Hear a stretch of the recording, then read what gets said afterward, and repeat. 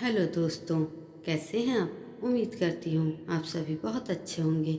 चलिए जानते हैं अपनी आज की कहानी के बारे में। उसे एक नज़र देखने पर हैरानी होती थी। साफ सुथरी और बहुत सुंदर स्त्री थी वह। लगभग 35 की उम्र थी और शरीर कमजोर था। वस्त्रों में ऐसी सफाई और सलीका कि राह चलता कोई भी व्यक्ति देखकर यह सोचे बिना नहीं रह पाता कि अच्छी भली है, कोई काम क्यों नहीं करती, मांग क्यों रही है। उस पुल पर लोग अन्य भिखारियों को पैसे दे जाते, पर उसे शायद ही कोई पैसा देता। वह सुबह से शाम तक वहाँ बैठी रहती।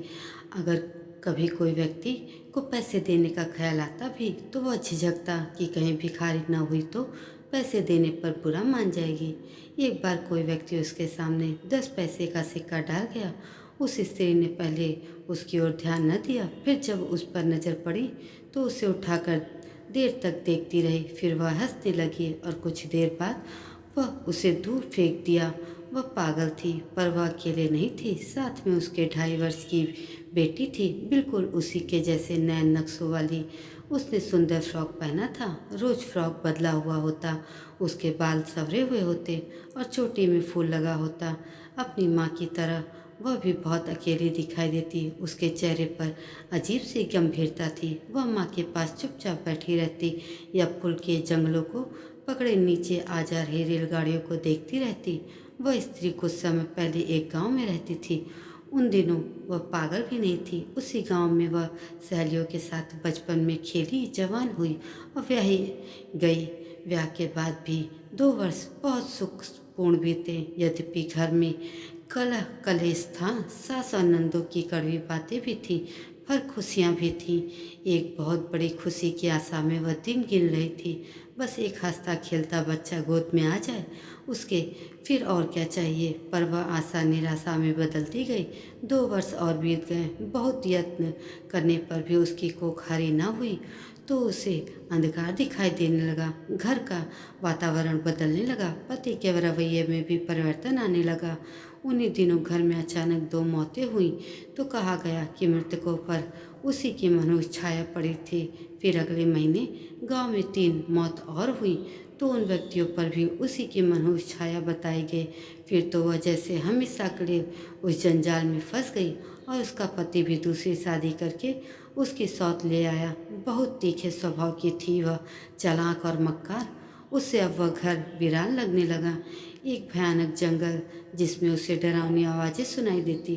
वे आवाज़ें रात के समय और भी डरावनी बन जाती। वह चीखती हुई नींद में से उठती, कांपते हुए हाथों से दिया जलाती और बहुत चक्की सी बनी सोचने लगती कि वह जंगल कहाँ गया, जानवरों की वे भयानक आवाज़ें कहाँ गईं जो अभी अभी सुनाई दे रही थीं। कुछ देर के बाद वह दिया बुझाकर सो जाती तो फिर वही जंगल देखती, वही चीखें सुनती और अंत में स्वयं भी चीखें मारने लगती।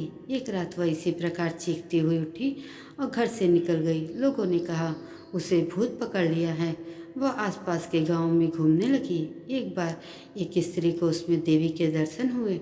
उसने उसके सामने धूप जलाई और उसे खीर पूड़ियाँ खिलाई। तब कुछ और भी स्त्रियों को उसमें देवी दिखाई देने लगी। फिर तो आसपास के गांव में मशहूर हो गया कि उसमें देवी माता का अवतार धारण किया है। अब उसकी चीखें बंद हो गई थी। वह हल्का हल्का मुस्कुराती रहती। अब उसे न खाने पीने की कमी थी, न पहनने की कमी थी। वह जिस गांव में भी जाती वहाँ उसका बहुत आदर सत्कार होता। फिर उसके बारे में मशहूर हो गया कि जिस पर भी उसकी कृपा दृष्टि हो जाए वह दूध पूत जो भी चाहे पा सकता है। एक नई दुनिया में जीने लगी थी वह, जो बच्चों की दुनिया थी। अपनी कल्पना में वह उन बच्चों से बातें करती, उन्हें खिलाती और लोरियां गाकर सुनाती। लोग सोचते कि वह फरिश्तों से बातें किया करती है। बच्चों की जिस दुनिया में वह इस दुनिया को भूल गई थी जिसमें वह भटक रही थी, अब उसके सारे दुख कलेश मिट गए थे। उस दुनिया में न जहरीली शौच थी, न विमुख पति था। 3 वर्ष तक वह इसी हालत में गांव में घूमती रही। फिर एक बार वह ऐसी गायब हुई कि उसे किसी ने ना देखा। उसकी बहुत खोज की गई पर उसका कहीं पता न लगा। उन दिनों उसे अपने अंदर एक बच्चा साकार होता हुआ महसूस हुआ था और उसे डर था कि उसे कोई छीन न ले। सो वह उस गांव से दूर चली गई थी। कुछ ही महीनों में उसकी कोख भर गई थी। वह अपने बढ़े हुए पेट पर हाथ फेरती और मुस्कुराती। आखिर उसने एक बेटी को जन्म दिया। उसी दुनिया में बेटी के साथ एक स्टेशन के पुल पर उसने दिन बिताने लगी। बेटी बड़ी होती गई। उसके संसार में उसकी माँ के अतिरिक्त रेलगाड़ियाँ थीं, इंजनों की चीखें थीं और लाल हरी पीली बत्तियाँ थीं। वह पुल के जंगले में से उस संसार को देखती रहती। कभी कोई इंजन नीचे से गुजरता तो वह भी खुशी से चीखती, तालियां बजाती और इंजन के उड़ते हुए धुओं को दोनों हाथों से पकड़ने का यत्न करती। एक अलग दुनिया थी बेटी की, एक अलग दुनिया थी माँ की। वह बहुत खुश थी। अब यद्यपि वे पहले वाले दिन नहीं थे जब उसे गांव में खाने पहनने की कमी नहीं थी, पर अपने कई अभाव में रहकर भी वह खुश दिखाई देती थी। उसका शरीर कमजोर पड़ता जा रहा था। वह ज़्यादा खर्चे बेटी के खाने पहनने पर ही करती थी। वह स्वयं कम खाती, कभी भूखी भी रह लेती। उसकी पूंजी दिन प्रतिदिन कम होती जा रही थी। उसे डर था कि जब हाथ में एक भी पैसा न रहा तो वह क्या करेगी। एक दिन वह बैठी बैठी अपनी दुनिया में खोई हुई थी और उसकी वो बेटी पुल के जंगले को पकड़े लाइनों की ओर देख रही थी। सामने से धुआं छोड़ती हुई मालगाड़ी आ रही थी। इंजन चीख चीख कर आगे बढ़ रहा था। फिर अब इंजन धुआं छोड़ता हुआ पुल के नीचे से गुजरा तो वह फिर जोर से चीखा। उसी समय एक और हृदय भेदी चीख सुनकर वह अपनी बेटी की ओर लपकी। बेटी वहाँ नहीं थी। गाड़ी पुल के नीचे से गुजर चुकी थी। स्त्री ने आंखें फाड़कर नीचे रेलगाड़ी की लाइन की ओर देखा तो उसकी चीख निकल गई। लाइनों में उसकी बेटी गिरी पड़ी थी और उसके फटे हुए सिर में से लगातार खून बह रहा था। उसके इर्द गिर्द लोग जमा थे। वह पागलों की तरह चीखी और पुल से नीचे छलांग लगाने के लिए चली तो लोगों ने उसे पकड़ लिया। आखिर वह अस्पताल में अपनी मरी हुई बेटी को एकटक देख रही थी। उसकी आंखों में ऐसा भाव था जैसे वह समझ ना पा रही हो कि वह यहाँ क्यों आई है और यह मरी हुई लड़की कौन है। वह उठी और अस्पताल में से निकलकर चल दी। लोग हैरान थे कि वह बेटी को छोड़कर ऐसे चली गई थी जैसे उससे कोई संबंध ही नहीं था।